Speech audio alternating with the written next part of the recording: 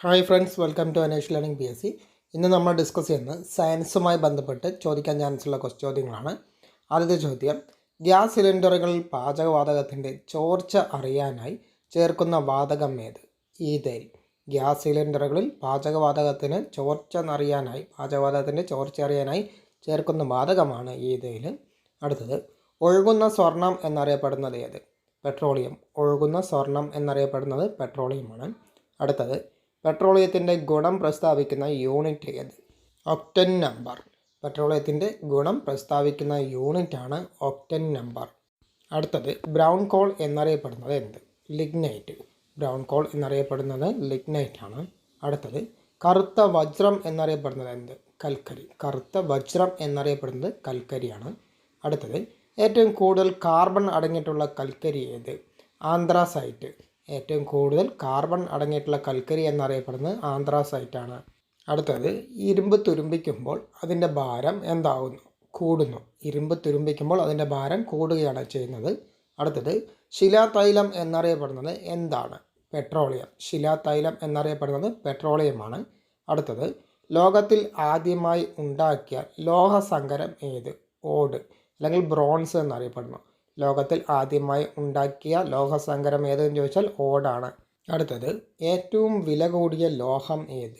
Radium. RH എന്നാണ് പ്രതീകം വരുന്നത്. ഏറ്റവും വില കൂടിയ ലോഹം എന്നറിയപ്പെടുന്നത് റേഡിയമാണ്. അടുത്തത്, അന്തരീക്ഷവുമായി ഏറ്റവും കുറച്ച് മാത്രം പ്രതിപ്രവർത്തിക്കുന്ന ലോഹം ഏത്? ടിന്ന്. SN എന്നാണ് പ്രതീകം വരുന്നത്.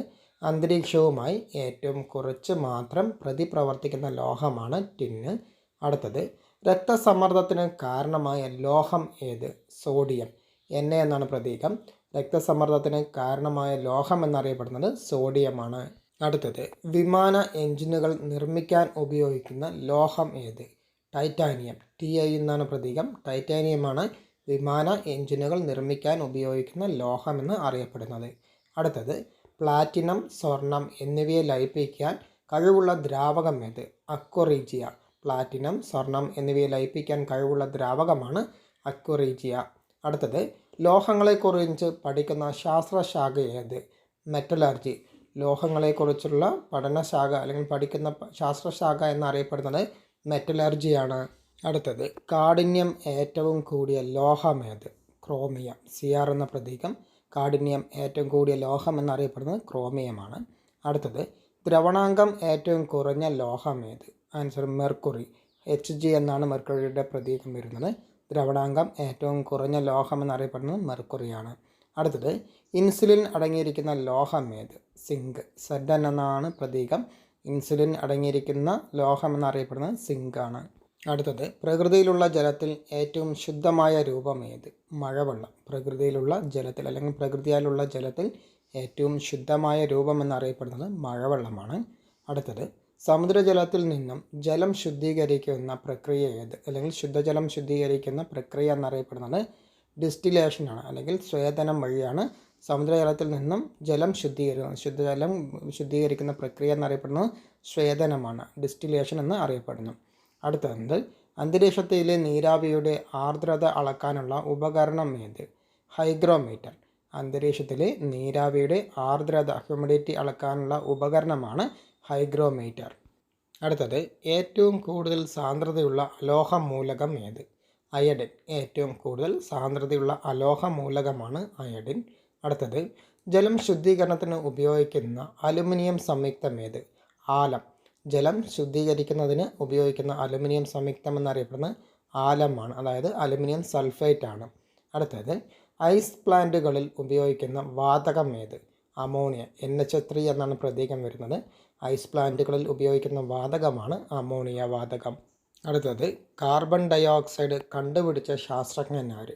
Joseph black. കാർബൺ ഡയോക്സൈഡ് കണ്ടുപിടിച്ച ശാസ്ത്രജ്ഞനാണ് ജോസഫ് ബ്ലാക്ക്. അടുത്തത്, കുമ്മായത്തിൻ്റെ ശാസ്ത്രീയ നാമം എന്ത്? Carbon dioxide. കുമ്മായത്തിൻ്റെ ശാസ്ത്രീയ നാമം എന്ന് അറിയപ്പെടുന്നത് കാർബൺ ഡയോക്സൈഡ് ആണ്. അടുത്തത്, ദ്രാവക രൂപത്തിലുള്ള അലോഹം ഏത്? Answer bromine. Br എന്നാണ് പ്രതീകം വരുന്നത്. ദ്രാവക രൂപത്തിലുള്ള അലോഹ മൂലകമാണ് ബ്രോമിൻ എന്ന് അറിയപ്പെടുന്നത്. അടുത്തത്, അൽഷിമേഴ്സ് ഏത് മൂലകവുമായി ബന്ധപ്പെട്ട രോഗമാണ്? അലുമിനിയം. Al എന്നാണ് പ്രതീകം വരുന്നത്. അൾഷിമേഴ്സ് ഏത് മൂലകവുമായി ബന്ധപ്പെട്ട രോഗമാണെന്ന് ചോദിച്ചാൽ അലുമിനിയമാണ്. അലുമിനിയത്തിൻ്റെ അഭാവം മൂലമുണ്ടാകുന്ന രോഗമാണ് അൾഷിമേഴ്സ്. അടുത്തത് ഭൂമിയുടെ പേരിൽ അറിയപ്പെടുന്ന മൂലകം ഏത്? ടെലൂരിയം. ടി എന്നാണ് പ്രതീകം. ഭൂമിയുടെ പേരിൽ അറിയപ്പെടുന്ന മൂലകമാണ് ടെലൂരിയം.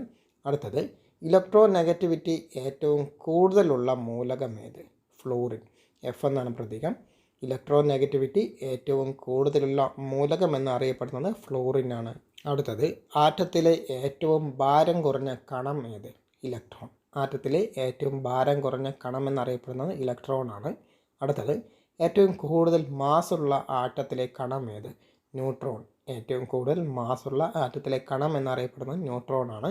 അടുത്തത് പ്രപഞ്ചത്തിൻ്റെ ഇഷ്ടികകൾ എന്നറിയപ്പെടുന്നത് ഏത്? തന്മാത്രകൾ. പ്രപഞ്ചത്തിൻ്റെ ഇഷ്ടികകൾ എന്നറിയപ്പെടുന്നത് തന്മാത്രകളാണ്. അടുത്തത് ഏറ്റവും ലഘുവായ ആറ്റമുള്ള മൂലകം ഏത്? ഹൈഡ്രജൻ. ഏറ്റവും ലഘുവായ ആറ്റമുള്ള മൂലകം എന്നറിയപ്പെടുന്നത് ഹൈഡ്രജനാണ്. അടുത്തത് ഏറ്റവും ചെറിയ ആറ്റമുള്ള മൂലകം ഏത്? ഹീലിയം. ഏറ്റവും ചെറിയ ആറ്റമുള്ള മൂലകമാണ് ഹീലിയം. അടുത്തത് ഏറ്റവും വലിയ ആറ്റമുള്ള മൂലകം ഏത്? ഫ്രാൻസിയം. ഏറ്റവും വലിയ ആറ്റമുള്ള മൂലകം എന്നറിയപ്പെടുന്നത് ഫ്രാൻസിയമാണ്. ഏറ്റവും ലഘുവായ ആറ്റമുള്ള മൂലകം ഹൈഡ്രജൻ, ഏറ്റവും ചെറിയ ആറ്റമുള്ള മൂലകം ഹീലിയം, ഏറ്റവും വലിയ ആറ്റമുള്ള മൂലകം ഫ്രാൻസിയമാണ്. അടുത്തത് ജെയിംസ് ചാഡ്വിക്ക് ന്യൂട്രോൺ കണ്ടുപിടിച്ച വർഷം ഏത്? 1932. ജെയിംസ് ചാഡ്വിക്കാണ് ന്യൂട്രോൺ കണ്ടുപിടിച്ചത്. ന്യൂട്രോൺ കണ്ടുപിടിച്ച വർഷം 1932 അടുത്തത് ജെ തോംസൺ ഇലക്ട്രോൺ കണ്ടുപിടിച്ച വർഷം ഏത്? 1897. ജെ തോംസൺ ആണ് ഇലക്ട്രോൺ കണ്ടുപിടിച്ചത്. ഇലക്ട്രോൺ കണ്ടുപിടിച്ച വർഷം 1897. അടുത്തത് റൂദർഫോർഡ് പ്രോട്ടോൺ കണ്ടെത്തിയ വർഷം ഏത്? 1919.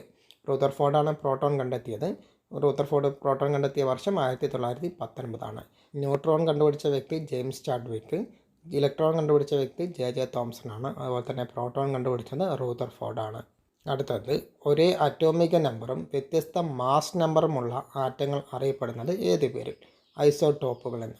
ഒരേ ആറ്റോമിക നമ്പറും വ്യത്യസ്ത മാസ് നമ്പറുമുള്ള ആറ്റങ്ങൾ അറിയപ്പെടുന്നത് ഐസോടോപ്പുകൾ എന്നാണ്. അടുത്തത് മൂലകങ്ങളെ ലോഹങ്ങൾ, അലോഹങ്ങൾ എന്നിങ്ങനെ വേർതിരിച്ച് ശാസ്ത്രജ്ഞൻ ആര്? ലവോസിയ. മൂലകങ്ങളെ ലോഹങ്ങൾ എന്നും അലോഹങ്ങൾ എന്നിങ്ങനെ വേർതിരിച്ച ശാസ്ത്രജ്ഞനാണ് ലവോസിയ. അടുത്തത് എല്ലാ ആസിഡുകളിലും അടങ്ങിയിരിക്കുന്ന മൂലകം ഏത്? ഹൈഡ്രജൻ. എല്ലാ ആസിഡുകളിലും അടങ്ങിയിരിക്കുന്ന മൂലകമാണ് ഹൈഡ്രജൻ. അടുത്തത് ഹൈഡ്രജൻ്റെ വ്യാവസായിക നിർമ്മാണ പ്രക്രിയ ഏത് പേരിൽ അറിയപ്പെടുന്നു? ബോഷ് പ്രക്രിയ. ഹൈഡ്രജൻ്റെ വ്യാവസായികമായ നിർമ്മാണ പ്രക്രിയ അറിയപ്പെടുന്നത് ബോഷ് പ്രക്രിയ എന്നാണ്. അടുത്തത് അന്തരീക്ഷ വായുവിൽ 2ാം സ്ഥാനത്തുള്ള മൂലകം ഏത്? ഓക്സിജൻ. അന്തരീക്ഷ വായുവിൽ 2ാം സ്ഥാനത്തുള്ള മൂലകമാണ് ഓക്സിജൻ. അടുത്തത് ഏറ്റവും കുറഞ്ഞ തിളനിലയുള്ള മൂലകം ഏത്? ഹീലിയം. ഏറ്റവും കുറഞ്ഞ തിളനിലയുള്ള മൂലകം എന്നറിയപ്പെടുന്നത് ഹീലിയമാണ്. അടുത്തത് കത്താൻ സഹായിക്കുന്ന വാതകം ഏത്? ഓക്സിജൻ. കത്താൻ സഹായിക്കുന്ന വാതകം എന്നറിയപ്പെടുന്നത് ഓക്സിജനാണ്. അടുത്തത് സ്വയം ജ്വലിക്കുന്ന വാതകം ഏത്? ഹൈഡ്രജൻ. സ്വയം ജ്വലിക്കുന്ന അല്ലെങ്കിൽ സ്വയം കത്തുന്ന വാതകം എന്നറിയപ്പെടുന്നത് ഹൈഡ്രജനാണ്. അടുത്തത് ജ്വലനത്തെ നിയന്ത്രിക്കുന്ന വാതകം ഏത്? നൈട്രജൻ. ജ്വലനത്തെ നിയന്ത്രിക്കുന്ന വാതകം എന്നറിയപ്പെടുന്നത് നൈട്രജനാണ്. അടുത്തത് ജ്വലനത്തെ തടയുന്ന വാതകം ഏത്? Carbon dye oxide. ജ്വലനത്തെ തടയുന്ന വാതകം എന്നറിയപ്പെടുന്നത് കാർബൺ ഡൈ ഓക്സൈഡാണ്. കത്താൻ സഹായിക്കുന്ന വാതകം ഓക്സിജൻ. സ്വയം ജ്വലിക്കുന്ന അല്ലെങ്കിൽ സ്വയം കത്തുന്ന വാതകം എന്നറിയപ്പെടുന്നത് ഹൈഡ്രജനാണ്. ജ്വലനത്തെ നിയന്ത്രിക്കുന്ന വാതകം എന്നറിയപ്പെടുന്നത് നൈട്രജൻ. ജ്വലനത്തെ തടയുന്ന വാതകം എന്നറിയപ്പെടുന്നത് കാർബൺ ഡൈ ഓക്സൈഡാണ്. അടുത്തത് എഥനോയിക് ആസിഡ് എന്നറിയപ്പെടുന്നത് അസറ്റിക് ആസിഡാണ്. എഥനോയിക് ആസിഡ് എന്നറിയപ്പെടുന്നത് ഏതെന്ന് ചോദിച്ചാൽ അസറ്റിക് ആസിഡ്. അടുത്തത് മെഥനോയിക് ആസിഡ് എന്നറിയപ്പെടുന്നത് ഏത്? Formic acid. മെഥനോയിക് ആസിഡ് എന്നറിയപ്പെടുന്നത് ഫോമിക് ആസിഡാണ്. എഥനോയിക് ആസിഡ് എന്നറിയപ്പെടുന്നത് അസറ്റിക് ആസിഡ്. മെഥനോയിക് ആസിഡ് എന്നറിയപ്പെടുന്നത് ഫോമിക് ആസിഡാണ്. അടുത്തത് കാർബോണിക് ആസിഡ് എന്നറിയപ്പെടുന്നത് ഏത്? സോഡാ വെള്ളം. കാർബോണിക് ആസിഡ് എന്നറിയപ്പെടുന്നത് സോഡാ ജലം അല്ലെങ്കിൽ സോഡാ വെള്ളമാണ്. അടുത്തത് കാർബോളിക് ആസിഡ് എന്നറിയപ്പെടുന്നത് ഫിനോൾ ആണ്. കാർബോളിക് ആസിഡ് എന്നറിയപ്പെടുന്നത് ഏതെന്ന് ചോദിച്ചാൽ ഫിനോൾ ആണ്. കാർബോണിക് ആസിഡ് സോഡാ ജലമാണ്. കാർബോളിക് ആസിഡ് എന്നറിയപ്പെടുന്നത് ഫിനോൾ. അടുത്തത് മണ്ണിൻ്റെ ക്ഷാര സ്വഭാവം ഒഴിവാക്കാൻ മണ്ണിനോടൊപ്പം ചേർക്കുന്ന രാസവസ്തു ഏത്? Magnesium sulphate. മണ്ണിൻ്റെ ക്ഷാര സ്വഭാവം ഒഴിവാക്കാൻ മണ്ണിനോട് ചേർക്കുന്ന രാസവസ്തുവാണ് മഗ്നീഷ്യം സൾഫേറ്റ്. അടുത്തത് മണ്ണിൻ്റെ അമ്ല സ്വഭാവം ഒഴിവാക്കാൻ മണ്ണിനോടൊപ്പം ചേർക്കുന്ന രാസവസ്തു ഏത്? Calcium hydroxide. മണ്ണിൻ്റെ അമ്ല സ്വഭാവം ഒഴിവാക്കാൻ മണ്ണിനോടൊപ്പം ചേർക്കുന്ന രാസവസ്തുവാണ് കാൽസ്യം ഹൈഡ്രോക്സൈഡ്. മണ്ണിൻ്റെ ക്ഷാര സ്വഭാവം ഒഴിവാക്കാൻ മണ്ണിനോട് ചേർക്കുന്നത് മഗ്നീഷ്യം സൾഫേറ്റ് ആണ്. മണ്ണിൻ്റെ അമ്ല സ്വഭാവം ഒഴിവാക്കാൻ മണ്ണിനോടൊപ്പം ചേർക്കുന്നത് കാൽസ്യം ഹൈഡ്രോക്സൈഡ് ആണ്. അടുത്തത് ക്യാമറ ഫിലിമുകളിൽ ഉപയോഗിക്കുന്ന രാസവസ്തു ഏത്? Silver bromide. ക്യാമറ ഫിലിമുകളിൽ ഉപയോഗിച്ചിരുന്ന രാസവസ്തു എന്നറിയപ്പെടുന്നത് സിൽവർ ബ്രോമൈഡ് ആണ്. അടുത്തത് കൃത്രിമ മഴ ഉണ്ടാക്കുവാൻ ഉപയോഗിക്കുന്ന രാസവസ്തു ഏത്? Silver iodide. കൃത്രിമ മഴ ഉണ്ടാക്കാൻ ഉപയോഗിക്കുന്ന രാസവസ്തുവാണ് സിൽവർ അയോഡൈഡ്. ക്യാമറ ഫിലിമുകളിൽ ഉപയോഗിക്കുന്ന രാസവസ്തു സിൽവർ ബ്രോമൈഡ് ആണ്. കൃത്രിമ മഴ ഉണ്ടാക്കുവാൻ ഉപയോഗിക്കുന്ന രാസവസ്തു എന്നറിയപ്പെടുന്നത് സിൽവർ അയോഡൈഡ് ആണ്. അടുത്തത് രാസവസ്തുക്കളുടെ രാജാവ് എന്നറിയപ്പെടുന്നത് ഏത്? Sulphuric acid. രാസവസ്തുക്കളുടെ രാജാവ് എന്നറിയപ്പെടുന്ന ആസിഡ് ഏതെന്ന് ചോദിച്ചാൽ സൾഫ്യൂരിക് ആസിഡാണ്. അടുത്തത് ആസിഡ് മഴയിൽ ധാരാളമായി കാണപ്പെടുന്നത് എന്താണ്? Sulphuric acid. ആസിഡ് മഴയിൽ ധാരാളമായി കാണപ്പെടുന്നത് സൾഫ്യൂരിക് ആസിഡാണ്. അടുത്തത് സ്പിരിറ്റ് ഓഫ് സാൾട്ട് എന്നറിയപ്പെടുന്നത് എന്ത്? Hydrochloric acid. Spirit of salt എന്നറിയപ്പെടുന്നത് ഹൈഡ്രോക്ലോറിക് ആസിഡാണ്. രാസവസ്തുക്കളുടെ രാജാവ് എന്നറിയപ്പെടുന്നത് സൾഫ്യൂരിക് ആസിഡാണ്. ആസിഡ് മഴയിൽ ധാരാളമായി കാണപ്പെടുന്നതും സൾഫ്യൂരിക് ആസിഡാണ്. സ്പിരിറ്റ് ഓഫ് സാൾട്ട് എന്നറിയപ്പെടുന്നത് ഹൈഡ്രോക്ലോറിക് ആസിഡാണ്. ഇന്ന് നമ്മൾ ഡിസ്കസ് ചെയ്തത് രസതന്ത്രവുമായിട്ട് സയൻസിലെ രസതന്ത്രം എന്നുള്ള ഭാഗത്തിലെ 60 ക്വസ്റ്റ്യൻസാണ് നോക്കുക. തിരഞ്ഞെടുത്ത 60 ചോദ്യങ്ങളാണ് നോക്കിയത്. നിങ്ങൾക്ക് പ്രയോജനപ്പെട്ടെന്ന് വിചാരിക്കുന്നു. വീഡിയോ ഇഷ്ടപ്പെട്ടു കഴിഞ്ഞാൽ വീഡിയോ ഒന്ന് ലൈക്ക് ചെയ്യുക. അതുപോലെ തന്നെ നിങ്ങളുടെ സുഹൃത്തുക്കൾക്കും ഷെയർ ചെയ്യുക. നിങ്ങൾക്ക് ഈ ചാനൽ ആദ്യമായിട്ട് കാണുന്നവരാണെങ്കിൽ ഈ ചാനലൊന്ന് സബ്സ്ക്രൈബ് ചെയ്യുക. തൊട്ടടുത്തുള്ള ബെല്ലൈക്കണിൽ ആളെന്ന ഓപ്ഷനും കൂടി എനേബിൾ ചെയ്ത് വെച്ച് കഴിഞ്ഞാൽ ഞാനിടുന്ന വീഡിയോസിൽ നിങ്ങൾക്ക് നോട്ടിഫിക്കേഷൻ ലഭിക്കുന്നതാണ്. നിങ്ങളെ വലിയേറിയ കമൻറ്റുകൾ ഈ വീഡിയോയ്ക്ക് താഴെ രേഖപ്പെടുത്താൻ മറക്കല്ലേ. പുതിയ ടോപ്പിക്കുമായി വീണ്ടും കാണാം.